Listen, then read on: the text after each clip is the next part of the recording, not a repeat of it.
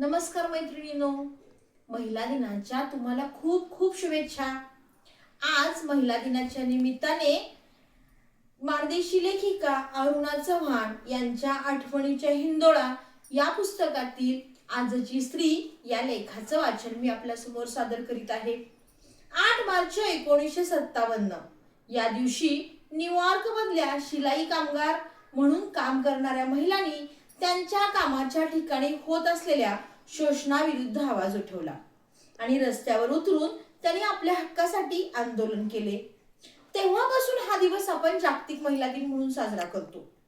8 मार्च रोजी जागतिक महिला दिनाचे आयोजन करून उत्साहाच्या स्वरूपात सर्वत्र होईल, पण खरी गरज आहे ती महिलांच्या जीवनाकडे, त्यांच्या कार्याकडे पाहण्याच्या दृष्टिकोनात बदल घडवून आणायची।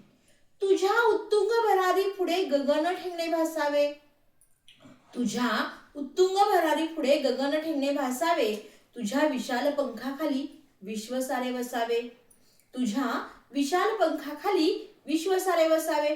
प्रत्येक स्त्री ही कुटुंबातील एक महत्त्वाचा घटक आहे। कुटुंबातील जबाबदारी ती व्यवस्थित पार पाडत असते। तिच्यामुळेच घराला घरपण आलेले असते। ती सर्वांची काळजी घेते। घरातील सर्व कामे करत ती आपल्या संसाराला हातभार लावण्यासाठी प्रयत्न करते। ती प्रत्येक गोष्ट आत्मविश्वासाने स्वीकारते। कुटुंबातील व्यक्तींची प्रथम ती काळजी घेत असते। हे करत असताना मात्र ती स्वतःकडे दुर्लक्ष करते। एवढे सर्व करूनही तिला कुटुंबात दुय्यम स्थान दिले जाते। प्रत्येक गोष्टीसाठी तिला गृहीत धरले जाते व निर्णय घेतले जातात। आज 21व्या शतकात थोडेफार बदल होत असल्याचे जाणवते। स्त्रिया स्वतः घराबाहेर पडून स्वतःच्या अस्तित्वाचा शोध घेत आहेत। आजची स्त्री सर्वशक्तिमान आहे हे सर्वांनीच मान्य केले आहे। स्त्री ही सकारात्मक, सृजनशील, संवेदनशील आहे। हिंदवी स्वराज्याची स्थापना करणाऱ्या जिजाऊ, मुलींच्या शिक्षणासाठी अविरत कष्ट घेतलेल्या सावित्रीबाई फुले, देशातील पहिल्या महिला डॉक्टर आनंदीबाई जोशी किंवा दीनदुबळ्याची सेवा करणाऱ्या रमाबाई, त्यांच्यापासून आत्ताच्या कल्पना चावला, इंदिरा गांधी, प्रतिभाताई पाटील, किरण बेदी, सुनीता विल्यम या स्त्रियांनी आपल्या परीने देशासाठी कार्य करून देशाची मान उंचावली आहे। आपल्या देशात स्त्रियांना मानाचे स्थान दिले जाते।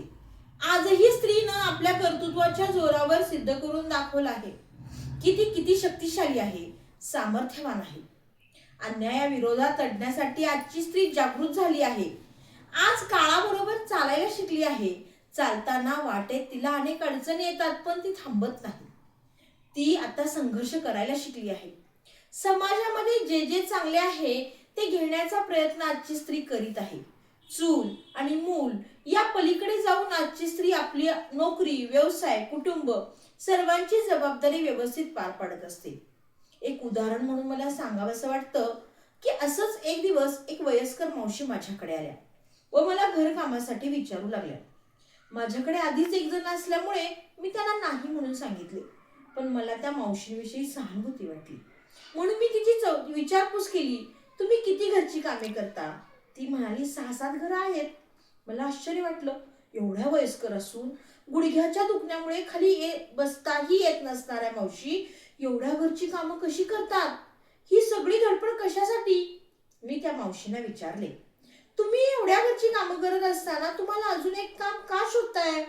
तिने सांगायला सुरुवात केली, 10-15 वर्षापूर्वी नवरा वारला। घरात कमवतो कोणीच नाही। 4 घरची कामं करून मुलाला मोठे केले, शिक्षण दिले। त्याला एका छोट्या कंपनीत नोकरी लागली आहे, पण पगार कमी आहे। गेल्या 2 वर्षात नवीन घर बांधलं, त्यासाठी त्याच्या पगारावर कर्ज काढलं, त्यामुळे सर्व पगार हप्ता भरण्यासाठी जातो। माझ्या कामाच्या पैशातून आम्ही सर्व खर्च भागवतो।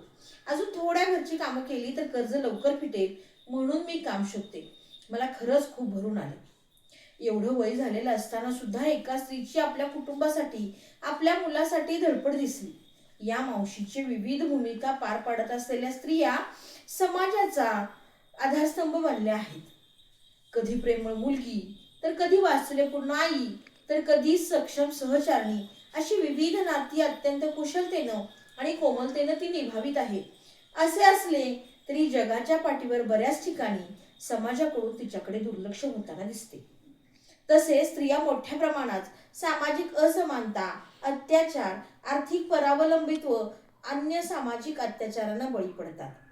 अनादी काळापासून स्त्रियावरील ही बंधनं स्त्रीच्या वैयक्तिक आणि व्यावसायिक विकासाच्या आड येत आहेत. समाजामध्ये अशा कितीतरी स्त्रिया आहेत की ती आपल्या कुटुंबासाठी खूप कष्ट करतात. ज्यांची आर्थिक परिस्थिती बिकट आहे अशा स्त्रिया प्रत्यक्ष अडचणीवर मात करत पडेल ते काम करून परिस्थितीला धैर्याने सामोरे जातात. अशा स्त्रियांना शक्य ती मदत करून त्यांना आधार दिला पाहिजे. एका स्त्रीने दुसऱ्या स्त्रीचे दुःख जाणले तर समाजातील स्त्रियांचे प्रश्न बऱ्यापैकी सुटतील. एक काळ असा होता की स्त्रियांनी फक्त घरातील कामे करायची. पुरुष प्रधान संस्कृती असलेल्या आपल्या भारतीय संस्कृतीत स्त्रियांचे स्थान दुय्यम मानले जायचे. स्त्रीने फक्त चूल आणि मूल या दोनच गोष्टीकडे कटाक्षाने लक्ष दिले पाहिजे ही एक त्यावेळची समाजाची मानसिकता होती. घरातील कोणतेही निर्णय तिला विचारले जात नव्हते. पहाटे उठून दळण दळणे, स्वयंपाक करणे, इतर सर्व घरातील कामे करून ती शेतातील सर्व कामे करत होती. त्या काळात कोणत्याही प्रकारची साधने नसल्यामुळे ती सर्व कामे स्वतःला करावी लागत होती. अशी कष्टाची कामे करूनही तिला पाहिजे तसा सकस आहार मिळत नव्हता. तिच्या वाट्याला नेहमीच कनिष्ठ दर्जाचा आहार येत होता.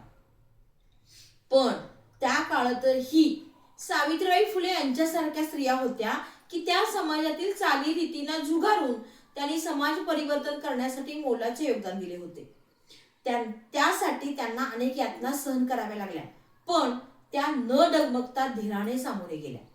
समाज परिवर्तन होण्यासाठी बराच काळ लोटावा लागतो. कोणतीही गोष्ट समाजाला लगेच मान्य होत नाही. अनेक विरोध होत असतात, अडचणी निर्माण होतात. ते सर्व स्वीकारून पुढे गेले तरच समाज परिवर्तन होण्यास मदत होते. आज 21वे शतक. या शतकात स्त्रियांचे त्या काळातील आजचे स्थान आणि त्या काळातील स्त्रियांचे स्थान यात खूप फरक जाणवतो. स्त्री शिकली, सुशिक्षित झाली, स्वतःच्या पायावर उभी राहिली. तिने अनेक जबाबदाऱ्या स्वीकारल्या आहेत आणि ती आज समर्थपणे पेलत आहे. आधुनिकीकरणाच्या या युगात स्त्रियांची कामे कमी झालेली नाहीत. अनेक यंत्रसामुग्री आली तरी स्त्रीचे जीवन मात्र धावपळीचे आहे. या युगात स्त्रियांकडे लक्ष द्यायला किंवा स्वतःच्या आवडीनिवडी जपण्यासाठी तिला वेळ मिळत नाही. मोबाईलच्या युगातही मनसोक्त बोलणे ती विसरत चाललेली आहे. एकेकाळी स्त्रीला बोलण्याचे सुद्धा स्वातंत्र्य नव्हते. तिच्यावर अनेक बंधनं लादली जात होती. पण आता असे वाटते की स्त्रीने स्वतःवर काही बंधने लादून घेतली आहेत. तिने स्वतःवर इतक्या जबाबदाऱ्या घेतल्या आहेत की तिचे जीवन घड्याळाच्या काट्यावर अवलंबून आहे. ज्या स्त्रिया नोकरी व्यवसायानिमित्त बाहेर पडत असतात त्यांना अगदी तारेवरची कसरत करावी लागते. जर नोकरी करत असेल तर तिला घरातील सर्व कामे करणे भाग आहे. ज्या स्त्रिया घरात असतात त्यांना तर घरातील उठाठेव करून जीव मेटाकुटीला येतो. न दिसणारी पण बरीच करावी लागणारी अशी कामे करता करता आपल्याला काही आवडीनिवडी आहेत हेच ती विसरून जाते. आजच्या युगात चैनीच्या वस्तूंमुळे कामाचा व्याप आणखीनच वाढलेला दिसतो. आजचं युग म्हणजे रात्र थोडी आणि सोंग फार या म्हणीप्रमाणे झाले आहे. गरज नसताना वस्तू विकत घेण्याच्या हव्यासापोटी कामाची व्याप्ती वाढली आहे. आज स्त्रिया डॉक्टर, इंजिनियर, क्लास 1 अधिकारी इत्यादी अनेक ठिकाणी स्वतःचा ठसा उमटवत असताना दिसतात. पण हे सर्व करत असताना तिने घरातील सर्व जबाबदारी, मुलांची जबाबदारी तिच्यावरच असते. त्यातून त्यांची सुटका झालेली नाही. एवढं सगळं असूनही तिने आजही हार मानलेली नाही. ती आणखीनच कणखर होत चालली आहे. धन्यवाद.